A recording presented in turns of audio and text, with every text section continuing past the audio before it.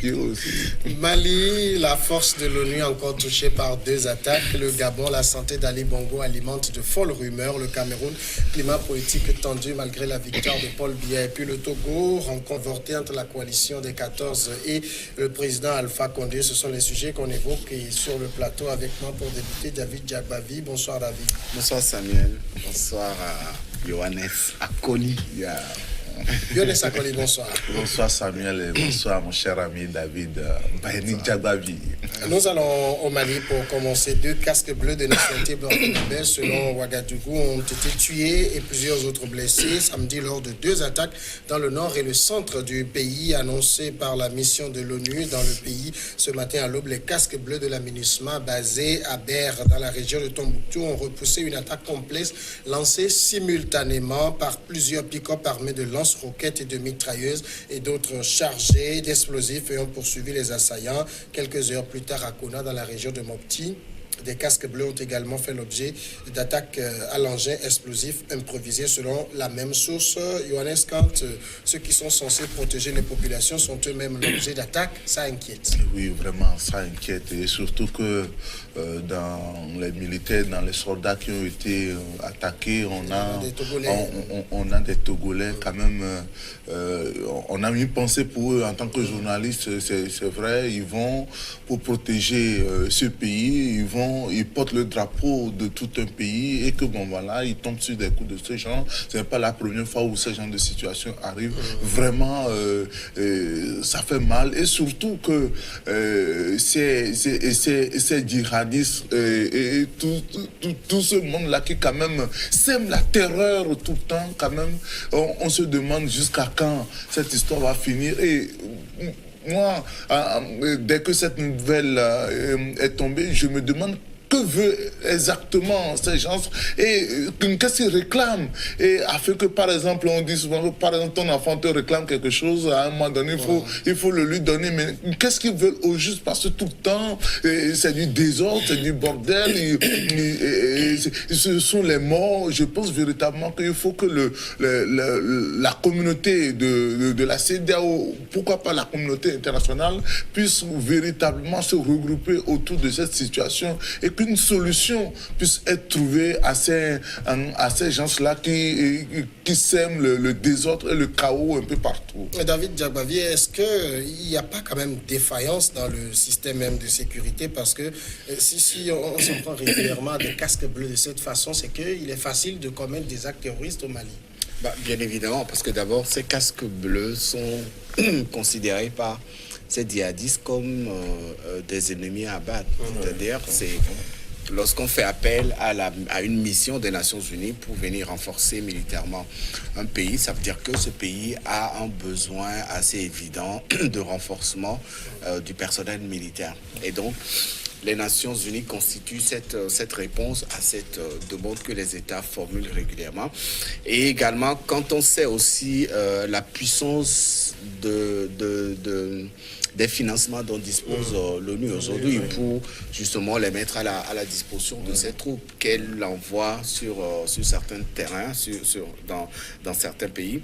Et donc ces djihadistes ont l'impression nette que ce personnel militaire de l'ONU constitue des ennemis à abattre. C'est-à-dire qu'il faut forcément faire mal au sein du personnel militaire. Il faut semer du désordre, il faut semer des dégâts, créer des situations difficiles pour fragiliser d'abord l'investissement des Nations Unies à répondre favorablement aux demandes de ces États, et aussi pour chercher à décourager les Nations Unies afin qu'elles n'envoient plus son personnel militaire défendre certains territoires.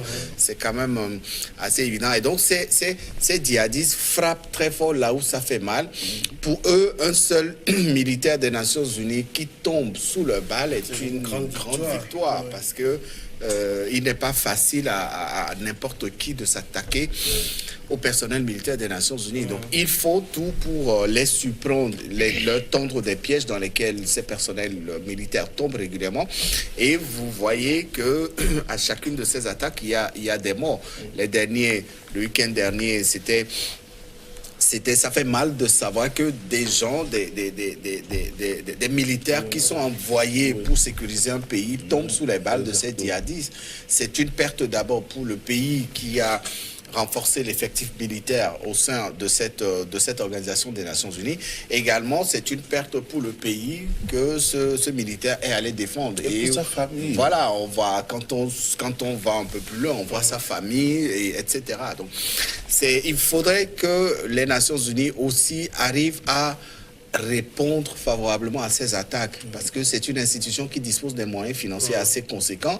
Et donc, la question de la sécurisation des troupes onusiennes est à voir de plus près, puisque même si, c'est vrai, dans une situation de guerre, il y a des pertes en vies humaines, mais là, les djihadistes ont en face d'eux un personnel militaire assez roué dans leur travail, un personnel militaire qui dispose des moyens militaires, le matériel et les financements que l'ONU met à leur disposition ne sont pas des matériels qu'on peut aller acheter au marché. Et donc, il faut que l'ONU relance également, revoie un peu aussi la question de la sécurisation de ces troupes dans ces différents pays. Alors, Johannes, on parle quand même depuis 2013 que la MINUSMA est déployée au Mali de 160 casques bleus tués, dont 104 dans des actes hostiles. Oui, c'est lourd. Beaucoup. Hein. Oui, c'est lourd. Oui, c'est lourd en matière en termes de perte. Ça veut dire quoi? Qu'il y a un laxisme dans le système onusien de sécurité.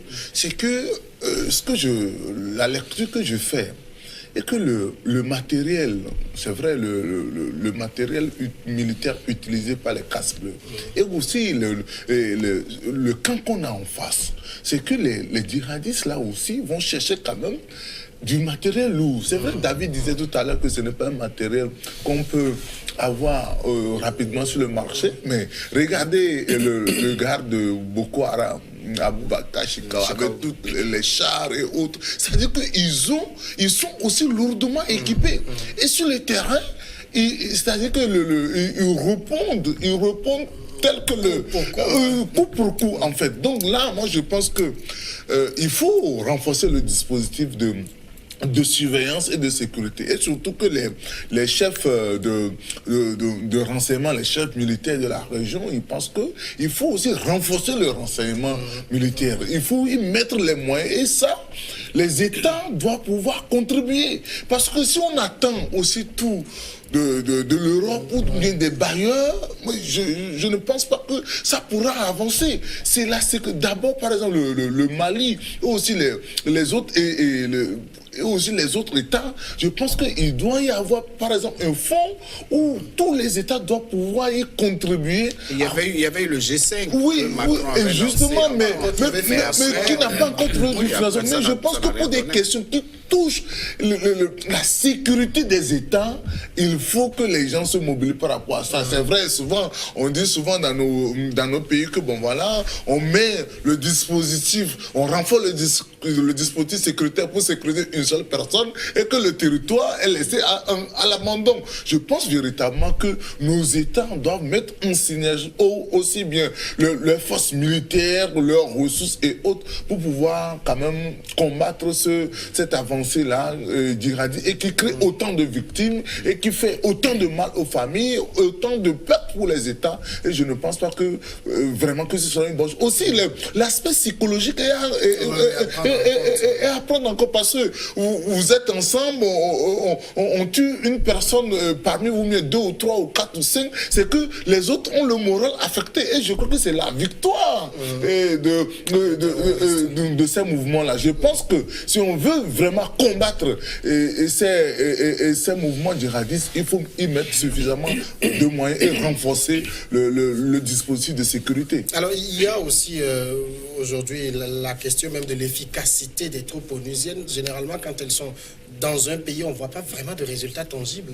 Bah oui, c'est aussi un aspect très important à faire développer. On a l'impression que quand l'ONU se déploie dans un pays, ça attire plus les attaques de l'extérieur, surtout celles des terroristes.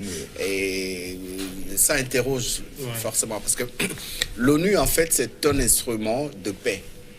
au départ, avec la création de cette institution, l'ONU n'était pas une institution militarisée.